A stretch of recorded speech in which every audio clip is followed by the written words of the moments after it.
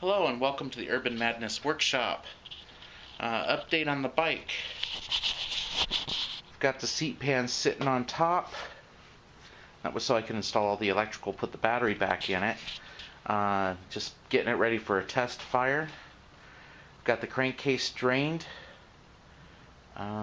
Cylinder cleared. Put the air box back together. All I really got to do is refill the crankcase with oil and plumb the fuel lines to the vacuum petcock and back into the carburetor.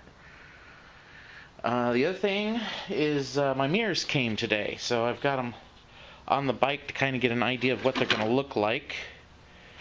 Bought them off of eBay for, I don't know, it was like 17 or 18 bucks.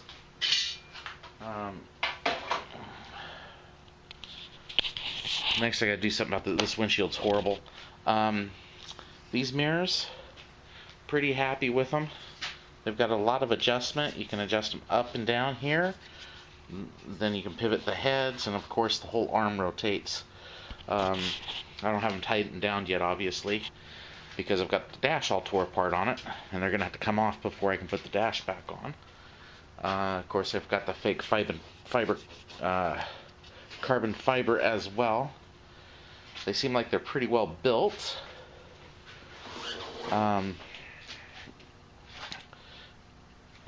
This here is a little bit darker than this, but it's passable.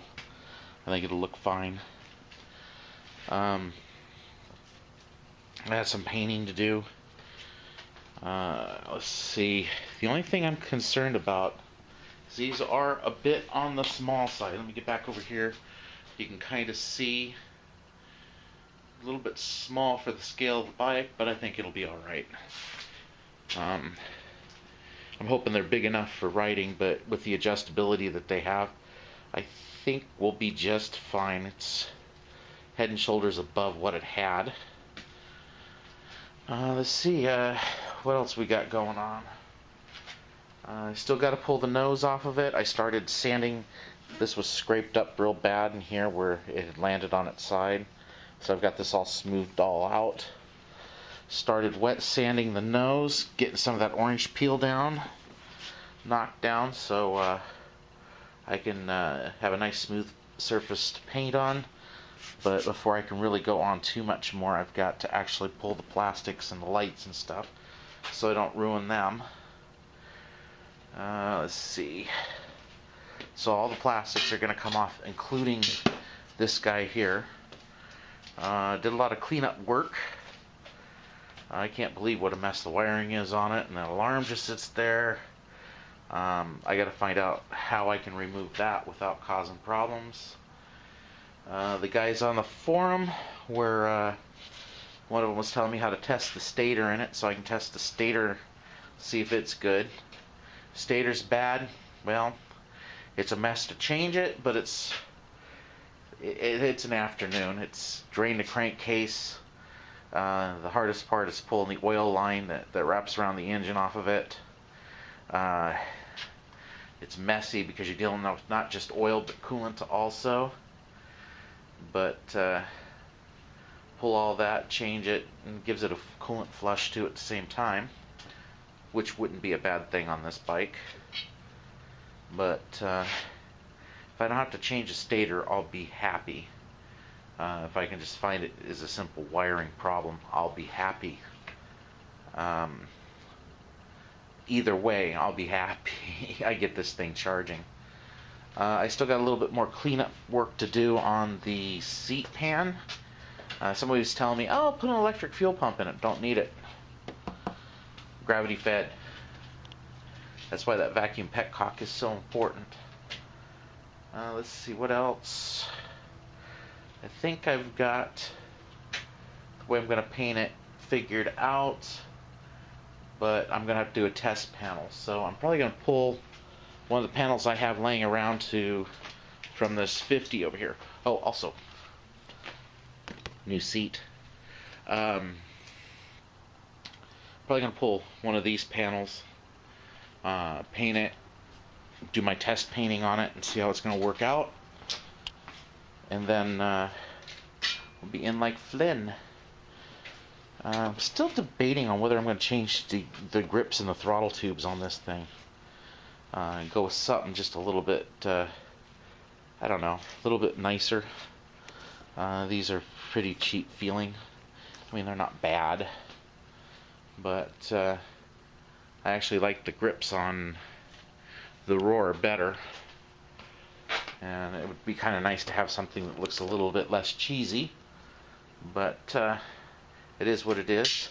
I do have to change both of these brake switches. I am thinking about changing all of these. I really want to get rid of these two faded ones, and they happen to be the two hardest switches to find. All these other ones, piece of cake, easy. Has them at Scrappy Dogs. The two that I really want to replace, not so easy, because this is a hazard, and with Scrappy Dogs, that particular switch is a kill switch for them. This is an auxiliary switch for them. This is my actual kill switch on this bike. So, a little bit different.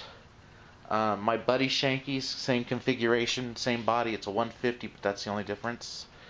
I'm going to pull these master cylinder caps, and I'm going to paint them. But the other thing I got to do is I've got to change both brake switches, because this one's going bad, this one is bad. So that's going to be one of the next things I do. I got to do that before I even think about riding it. But like I said, we're getting close to test fire time. Oh, and I've got to do something about this windshield. This windshield, this bike went over and was sitting on its side after a windstorm, and it sat on the windshield, and it actually warped the windshield. I tried fixing it with a heat gun. It's kind of hard to see because, of course, you know, clear plastic. And in doing so, not only did I crack it, but I didn't succeed in fixing it. So, I might experiment with this one. I might take my, I have a jigsaw. Well, not a jigsaw, it's a, what are those called? Anyway, it's a little reciprocating saw, benchtop saw. I'm thinking about taking this in and cutting it down, making a sport windshield out of it, and tinting the hell out of it, or painting it black, or flat black, or whatever. Having a sport windshield, it'll be until I can replace it. Just something to kind of at least give me something to work with, so I kind of know what I'm looking at scale wise. That's the only reason why it's on there right now. Let's see. Oh, that's about it. I think, well, tomorrow's Thanksgiving. I'm not going to do a whole lot tomorrow with it.